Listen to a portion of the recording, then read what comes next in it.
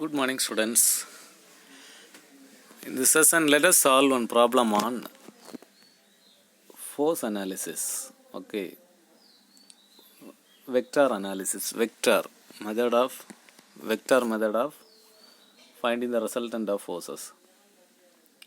Here in this problem, they are giving three concurrent forces. Okay, three concurrent forces from the origin, acting from the origin. So concurrent means acting at a point. Three forces start from a point. So here origin means 0, 0, 0. We know that axis, x-axis, y-axis and z-axis. So the origin means the center point, 0, 0, 0. So from the origin, so 0, x coordinate, y coordinate, z coordinate are 0. From the origin, three forces are acting. So the magnitude of the forces are 10 Newton, 30 Newton and 40 Newton.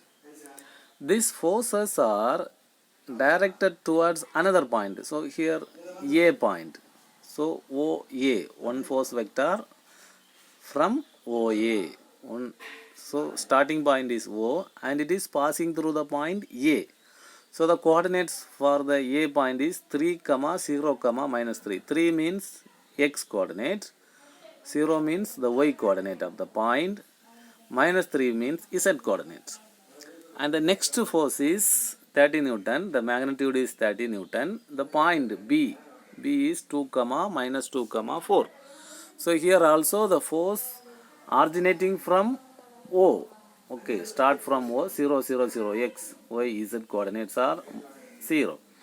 Then passing through the point B, so x coordinate is 2, y coordinate is -2 and z coordinate is -4.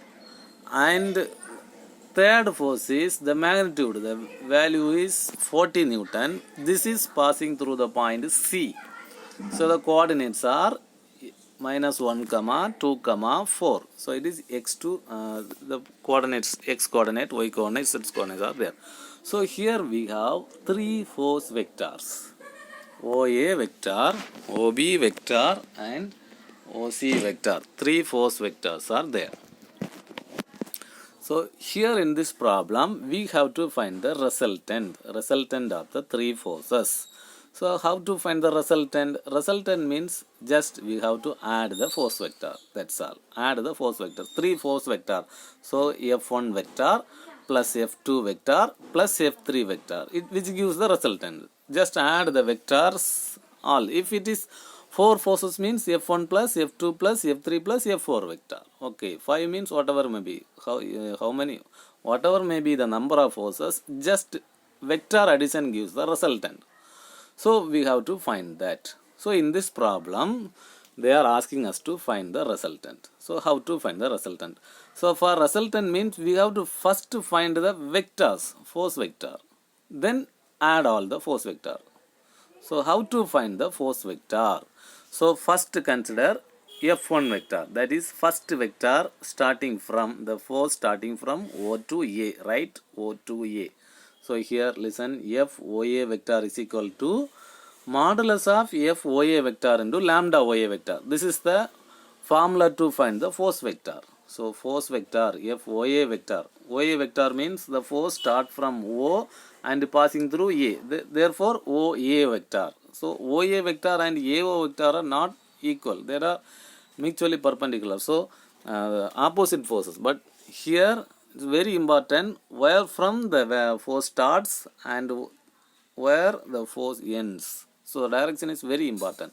So here FOA vector, we are considering about FOA vector is equal to modulus of FOA vector into lambda OA vector. Modulus means it's magnitude. It is given in the problem, right?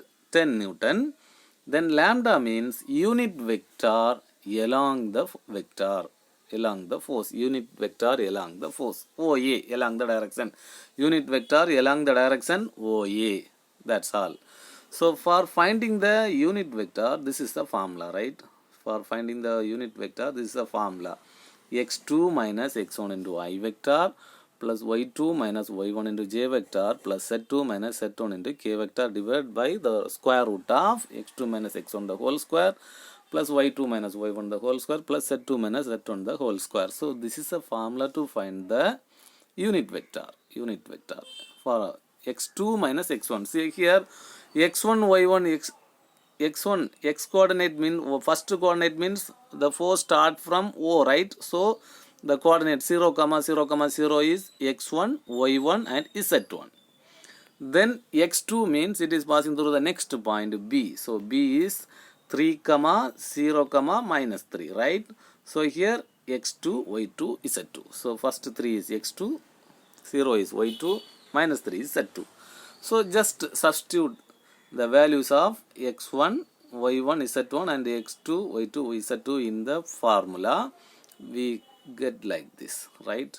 3 minus 0i plus 0 minus 0j plus minus 3 minus 0k divided by root of. So the modulus becomes 4.24. Modulus become 4.24, right? 4.24, and so here 0 minus 0 j component is become 0. So no j component, just leave it. So here we have I component 3i and 3k divided by square root of the value. Then finally simplifying all the values we get this vector. Foa vector is equal to 7.07i minus 7.07k. So we find the force vector, first force vector. Similarly we have to find the next. Okay, so how to find the next force vector? Here also the same procedure we are going to follow.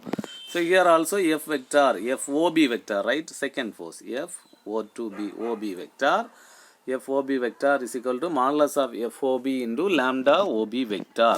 So modulus value is given 30 Newton into, here also the force start from 0 and passing through B. So first point is 0 0 0, second point is 2 minus 2 4. That's all. O2B. So here also the first point is the origin starting point and the next point is the second point, x2 y2 z2. Here also we know all the values of x1 y1 z1 and x2 y2 z2. Substitute in the formula, right? Same formula, lambda OB vector. So while substituting we will get the another force vector.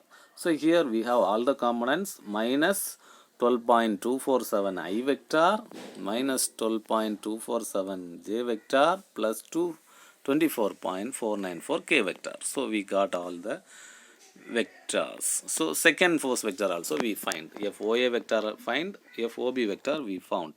Then come to the last part, that is third force vector, FOC vector. Start from O and passing through C. So starting point is x1 y1 z1 and end closing point is minus 1 2 comma 4 x2 y2 z2. So here also for finding the force vector we have to follow the same formula. FOC vector is equal to modulus of OC into lambda OC vector. So here same formula, we substitute all the values. Here we get another force vector. So this is FOC vector. So we got the 3 force vector. Here we are having only 3 forces. We found all the 3 force vector. Then we have to find the resultant. For finding the resultant, what we have to do means we have to add all the force vectors. So resultant vector, the formula is very simple. Resultant vector is equal to sum of all the force vector, FOA vector plus FOB vector plus FOC vector. So already found, right? FOA vector I write here plus then FOC OB vector this value, then FOC vector. I have to add all these 3 vectors. Here what we have to do means, for addition what we have to do means just we have to add all the I components. So Fx component, I component means Fx component, J component means Fy component, y axis, K component means z axis component. So here I component, just we have to add all the I component first. So here in the first force vector we have 7.07, right? 7.07. Second force vector we have 12.247. Third force vector we have minus 8.729. So just close the bracket and put I vector. So these are all I components. Then come to j component. J component in the first force vector, no j component, just 0. Then second force vector we have minus 12.247 and third force vector we have 17.459. Just add it and j vector, put j vector. Then come to k component plus, so plus k component is here in the first force vector minus 7.07 k, second force vector 24.494 k and third force vector 34.919 k. So add all this and k. So we got this. One vector we found, that is 10.59i, 5.219j, 52.343k. So this is the resultant force vector. So we found the resultant force vector. So here I component means Rx, J component means Ry, resultant order Y component, then Rz component, the Z axis component of the resultant. So we got the force vector. Then magnitude, it's the amount, its magnitude value is, the just formula is very simple, R is equal to the square root of Rx square plus Ry square plus Rz square, that is the Xi component of resultant vector and J component of resultant vector and K component of resultant vector, square and squaring and adding we get the resultant value 53.637 Newton. Then how to find? So we found the resultant vector and we found the resultant magnitude. Then directions of the resultant force. Directions of the, how to find the directions of the resultant force. Directions means its angle. Okay, angle. The force vector is a straight line, right? This line. How much the line makes an angle with the x-axis and angle made with the y-axis and angle made with the z-axis. That are all the directions. So we have to find theta x, theta y and theta z. So theta x means cos inverse of Rx by R. Okay, Rx means I component, x component, x-axis component of the resultant. So here R means magnitude of the resultant. So which I already we found. Then theta y means Ry by R, cos inverse of Ry. Ry means the y component of the resultant. R means the magnitude of the resultant. Then theta z is Rz by R. So we found all.